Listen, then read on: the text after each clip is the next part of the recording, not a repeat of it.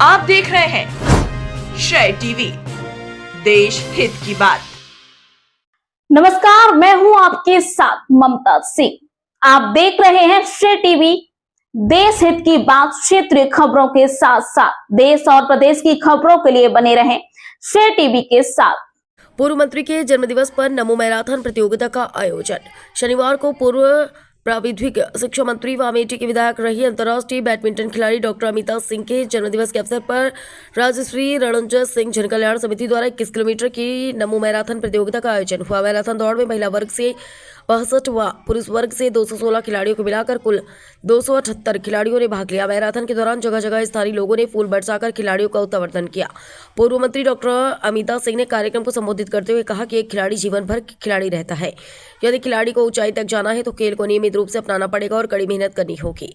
Doctor Amita Singh ने कहा कि उन्होंने 11 साल से खेलना शुरू किया और लक्ष्य बनाया था, तब जाकर अंतर्राष्ट्रीय स्तर के खेल तक पहुंच सकी। डॉक्टर अमिता सिंह ने कहा कि देश में जो स्पोर्ट्स के क्षेत्र में जागरूकता आई है उसका श्रेय प्रधानमंत्री नरेंद्र मोदी को जाता है।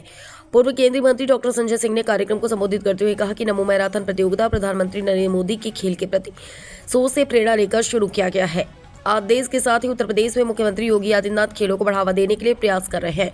इसी दिशा में नमो मैराथन एक कदम है। डॉक्टर संजय सिंह ने पूर्व मंत्री डॉक्टर अमिता सिंह को जन्मदिन की शुभकामनाएं देते हुए कहा कि हम अमेठी को खेल के क्षेत्र में सफल होते हुए देखना चाहते हैं। कार्यक्रम के अंत में मुख्य अतिथि डॉक्टर संजय सिंह और विशिष्ट अतिथि डॉक्टर अमिता सिंह द्वारा पुरुष वर्ग व महिला वर्ग के अलग अलग 7 विजेताओं को ट्रॉफी और नगद पुरस्कार देकर पुरस्कृत किया गया। पुरुष वर्ग से इंद्रजीत प्रथम, प्रदीप कुमार शर्मा द्वितीय, अमरदीप तीसरे स्थान पर रहे। महिला वर्ग से फुल्लन पाल प्रथम, कोमल साहू द्वितीय, अनुपाल ने तृतीय स्थान प्राप्त किया।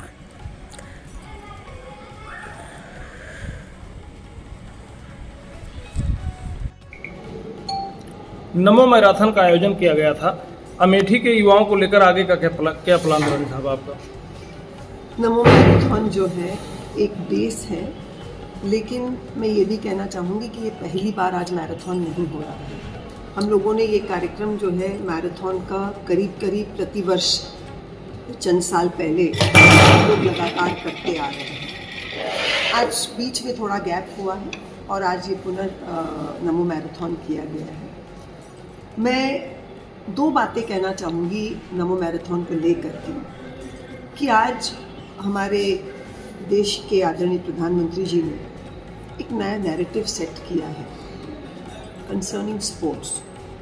मैं खुद एक अंतर्राष्ट्रीय स्तर की खिलाड़ी रही हूँ और देश के लिए मैं करीब 10 साल खेली हूँ, इंटरनेशनल लेवल पे खेली हूँ। लेकिन उस समय से लेकर के आज की जो वर्तमान विजन है हमारे प्राइम मिनिस्टर की, उसमें अंतर दिखाई पड़ता है।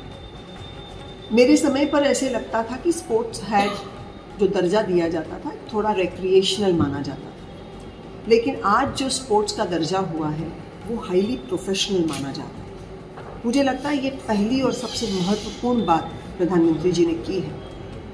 नंबर 2, प्रधानमंत्री जी ने 2036 में ओलंपिक्स इंडिया लाने को जो है ठान लिया है और जब नरेंद्र मोदी जी कुछ सोचते हैं तो वो करते हैं। ऐसा लग रहा है मुझे कि 2036 के ओलंपिक्स की तैयारी हर लेवल पे शुरू होनी चाहिए। मात्र 11 साल है और 11 साल का मतलब ये है कि आज हमारा फोकस 12, 13, 14 साल के बच्चों पे होना चाहिए, क्योंकि यही बच्चे अल्टीमेटली पीक करेंगे। उसी कड़ी में आज जो ये नमो मैराथन हमने स्थापित की है, शुरुआत की है दोबारा, this is going to be the foundation. और निश्चित रूप से हम यूथ को आज आकर्षित करना चाहेंगे कि आप स्पोर्ट्स की तरफ आगे बढ़ें। मुझे पूर्ण विश्वास है कि अमेठी में हर गांव में वो प्रतिभा छिपी है। केवल जो आज हमारे परफॉर्मर्स रहे, उदाहरण तौर पे हमारी एक सुधा सिंह भी है, आरपी सिंह भी है, पंकज सिंह भी है और ऐसे बहुत सारे हीरे छिपे हुए हैं हमारे गांव में, जिनको उतनी क्षमता नहीं है कि वो स्वयं अपने साधन से उस लेवल तक पहुंच सके। आवश्यकता अब ये है कि उनको एक सिस्टमैटिक ट्रेनिंग का centre along with high level प्रशिक्षक और एक सेंटर ऑफ एक्सीलेंस की यहाँ स्थापना हो। आज अगर अंतर्राष्ट्रीय स्तर पर हमें मेडल्स लाने हैं, हमारे अमेठी के बच्चों को अगर हमें ऊपर पहुँचाना है, तो संसाधनों की आवश्यकता है। ट्रैक एंड ट्रैक की ज़रूरत है बच्चों को रनिंग के लिए, मॉडर्नाइज्ड जिम्स की ज़रूरत है, स्पोर्ट्स साइकोलॉजी की आवश्यकता है, स्पोर्ट्स साइंस की आवश्यकता है, स्पोर्ट्स वीडियो एनालिसिस की आवश्यकता है, स्पोर्ट्स फिजियोथेरेपी की आवश्यकता है। ये सारी चीज़ें अब बेसिक्स हैं और इन बेसिक्स को स्थापित करना ये हम दोनों ने सोच लिया है कि अब अमेठी की ये पहली मांग होनी चाहिए। आज स्पोर्ट्स का लाभ क्या है? प्रधानमंत्री जी ने खेलो India movement, fit India movement, yoga को इतना जो है प्रचारित किया और विश्व में आज योगा लोग करने लगे हैं। आज ये इसके डबल बेनिफिट्स हैं। एक जीवन का स्वयं सेल्फ डिसिप्लिन जिसको बोलते हैं, स्वयं अपने आप में अनुशासन लाना। दूसरा, जो बच्चे आज स्क्रीन टाइम पर फंसे हैं, हर समय मोबाइल लिए बैठते हैं, idleness of life, loneliness of life, जो अकेलापन महसूस कर रहे हैं बच्चे, इन सब चीज़ों की काट और अच्छे स्वास्थ्य को जीवन भर ले चलने का चरित्र निर्माण अगर होना है बच्चों का, इस देश को मजबूती पे खड़ा करना है, तो मुझे लगता है इसके नींव में आज स्पोर्ट्स ही दिखाई पड़ता है। आज अगर अमेठी में ये स्थापना हो जाती है तो मुझे पूर्ण विश्वास है कि जैसे हर क्षेत्र में हमारे लोगों ने अगुवाई की है, चाहे वो ब्यूरोक्रेट्स हो, चाहे PCS, IAS, आर्मी में, विशेष क्षेत्रों में आपने देखा है कि अमेठी ने नाम कमाया है।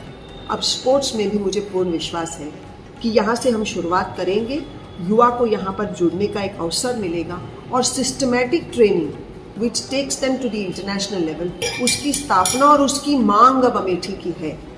मुझे अच्छा लगा आज कि बच्चे दौड़े, करीब 300 बच्चों ने इस दौड़ में अपने को शामिल किया, इस रेस को पूरा किया।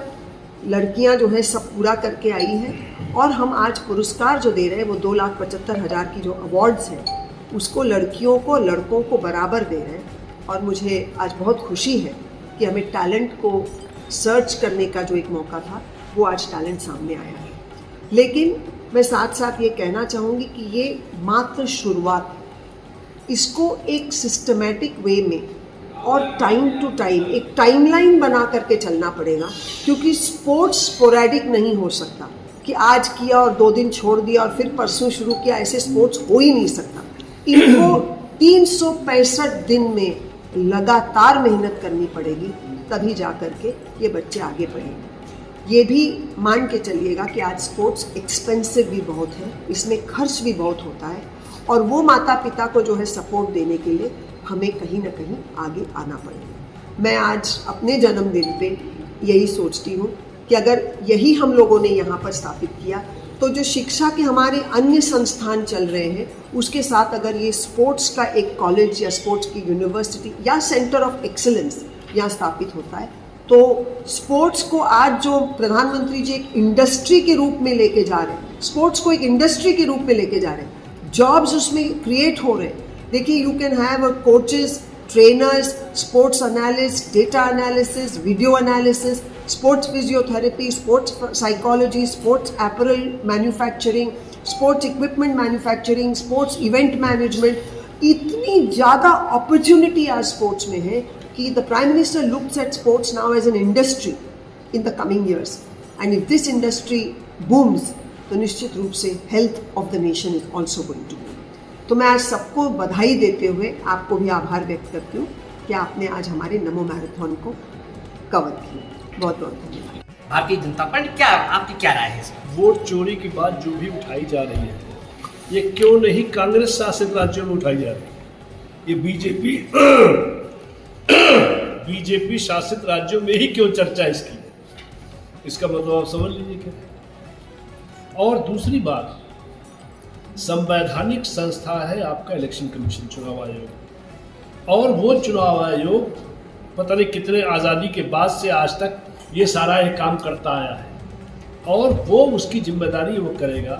लेकिन पॉलिटिकल बातें संवैधानिक संस्था के आड़ में नहीं उठानी चाहिए।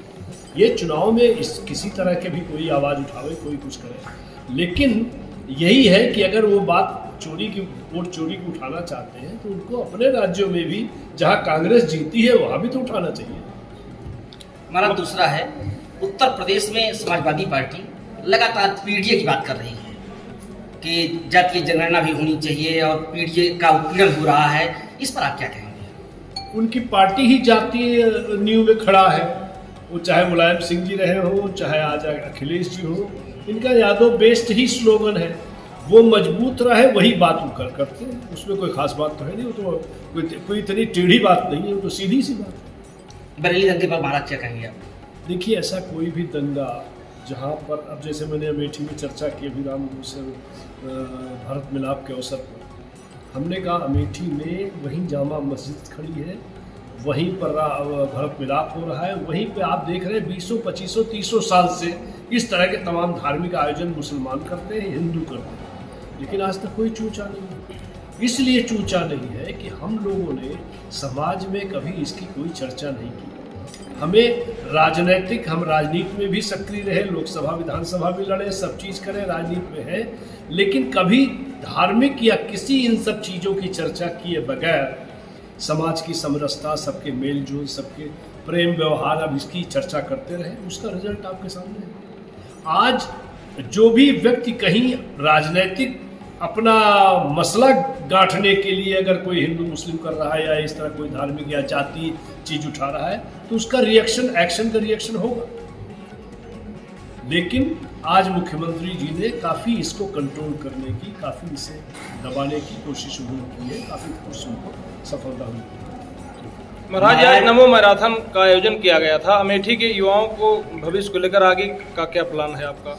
मैं रानी साहब से कहूँगा इस पर बात। महाराज, एक सवाल और है। हाँ, इस पर बात करेंगे आपसे। चुनाव है, उसके बाद विधानसभा का चुनाव है, और अमेठी राज परिवार की ओर देख रही है, आपकी क्या भूमिका रहने वाली है? राजनीति है, राजनीति टाइम पर देखा जाएगा, जो होगा आपसे बात करेंगे।